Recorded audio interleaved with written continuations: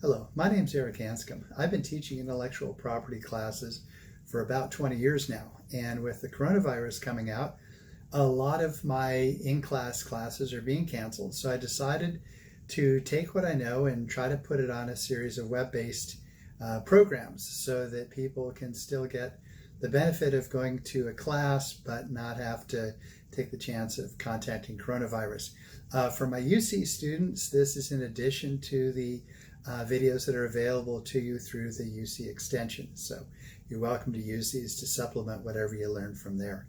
So I'm going to have a series of videos here, and we're going to go through essentially the course that I teach. So down below there'll be a list of the videos, and as I turn out new videos, I'll put them in that list, and you can just click on that if you'd like to go directly to a video that you may be interested in.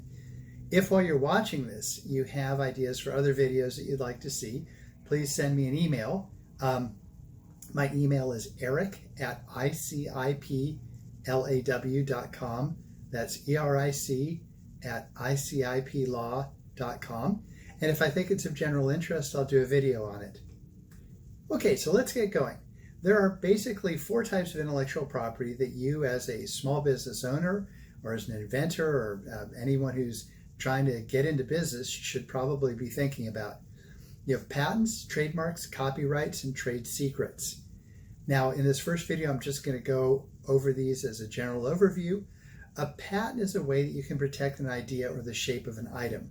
So, for example, we have utility patents that protect how an item works. We have design patents to protect the shape of an item. These are 2 separate types of patents. In some cases, you can get both a design patent and a utility patent on the same invention. So here's an example of a utility patent. We got this for the wetsuit company O'Neill. This is on a new type of surf trunk. Now obviously surf trunks have been around since the 1960s, so a design patent on the shape of a surf trunk is probably not as useful as the utility patent on the actual function of the surf trunk. And this one, you can't really see it in the display case very well, but it's a patent on a trunk with a band of stretchable material that goes up the legs, across the back, and then down the other side. Now, sometimes when the invention is one that you can't get a utility patent on, that is, the function of the invention is not new or unique.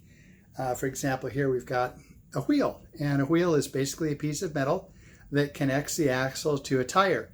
Now, you can't really get a utility patent on just a wheel because the idea has been around since the early 1900s, but you can get design patents on different shapes of wheels. And so these are just some of the various design patents we've gotten over the years for one of our clients who makes aftermarket wheels. Sometimes when you get a design patent, you aim for a design patent because you can't get a utility patent on the function of an item. This is a this is a coffee mug, and obviously the idea of something with sides and a bottom that stores liquid is really not unique, but we did get a design patent on this, and the product, anyway, Craig Ferguson ended up liking it and sold quite a few of them for the client. So trademarks, on the other hand, are designed to protect a brand name or company name, slogan, a logo, something like that, something that identifies the source of goods for the consumer. Now, while the goal of patent law is to foster invention, give people reason to be inventors, the goal of trademark law is basically twofold. First of all, let the consumer know whose product they're buying. So if you're buying Microsoft Windows, at least in the United States, you've got a pretty good chance that that Microsoft Windows was created by Bill Gates and company up in Washington. And if you don't believe me about this, just look at the brand Rolex and go to a country that doesn't honor trademark law and see the varying shall we say, price ranges and quality ranges you can get for buying a Rolex there. The second goal of trademark law is to give companies a reason to turn out a good product. If you're going to be held responsible for your product, you might want to make a good one, because people will be pointing the finger at you if the product comes back and is faulty. So here's an example of a trademark. This is a trademark on the name Mullet on the Go for a company that, as the name implies, makes mullets. These are basically bands with hair coming off them, and they're good for entertainment value at Halloween parties and things like that. The third type of intellectual property is a copyright. Now, a copyright protects artistic expression, which in the old days used to mean plays like the ones that Shakespeare wrote, musical compositions, things like that. More recently, the World Wide Web has made the art involved in website design and photography much more of a worldwide commodity. And so copyright right now can protect things in addition to your songs and your movies and stuff like that. It can also protect your website, your photographs, packaging, things along those lines that are artistic creations as well. Now, a copyright right now in the United States is good for the life of the author plus 70 years, as opposed to both patents, which have a natural expiration date, and trademarks, which can be renewed potentially indefinitely. But I don't know about other people, but for me, I don't think that my works of art are going to have any value beyond probably 5 years from now, certainly not 70 years after I'm gone. Well, I'm a patent attorney by profession. I'm a drone pilot by fashion. These are a few of the pictures I've taken over the years. And one of the problems that I have, along with anybody else who creates art, is that people like to steal their art. So anyway, I get copyrights on some of my drone photography to protect me from other people ripping it off.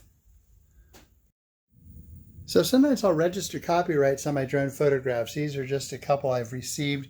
Let's see, this one is the Utah photographs from a trip to Mexico had a couple of years ago. These are the 2015, the best of my 2015 flights. Anyway, you want to get a registered copyright on anything of value, because if you don't have a registered copyright, it's very difficult to convince the other side that you actually have a case. Whereas if you do have a registered copyright, you can rely on a theory called statutory damages, where you can sue for up to $150,000 for knowing and willful infringement. When you're starting a business, sometimes you think about getting both a patent and a trademark. In this case, the client got a trademark on the name and a patent on the device. So you can combine two types of intellectual property in one business if you want to go that route. The fourth type of intellectual property is a trade secret. Now, a trade secret is something that is considered so valuable and so difficult to reverse engineer that the company owning the trade secret, who came up with this technology, has decided not to patent it. Because to patent it, your patent expires and everybody can make, use, or sell the technology that you protected with your patent. But instead, they decided to keep it close to their vest, not show to anybody, and try to continue to make money off of this trade secret for long after their patent would have expired. The best example of a trade secret is a formula for Coca-Cola and the method by which it's made. And in the 1860s, the Coca-Cola company made what I consider to be one of the most brilliant decisions in American business, and they decided not to patent it, because had they patented it, they would have had to put down on paper how it's made, the ingredients, how they're prepared, and all that. And once the patent expired, anybody else could have copied the formula and the method by which it's made. Now, they couldn't have stolen the Coca-Cola name, but they basically could have made the exact same product. There's not much Coca-Cola could have been able to do with it. So for trade secrets, what are they good for and what aren't they good for? If you have a technology that's basically black box, in other words, nobody can really see how you produce the results that you produce, it may be something you may want to consider for a trade secret. If, on the other hand, you have something where the code can be ripped and analyzed, or you have a physical device where the two halves can be unscrewed and people can just look in, that's probably a very poor idea for a trade secret, because you can lose trade secrets so long as they're discovered through honorable means, which would include opening a box and seeing what's inside of it. Okay, that concludes our first lesson. Look below again if you see anything else that interests you, and if you have any other ideas for things you'd like me to cover, please go ahead and let me know. Thanks for watching.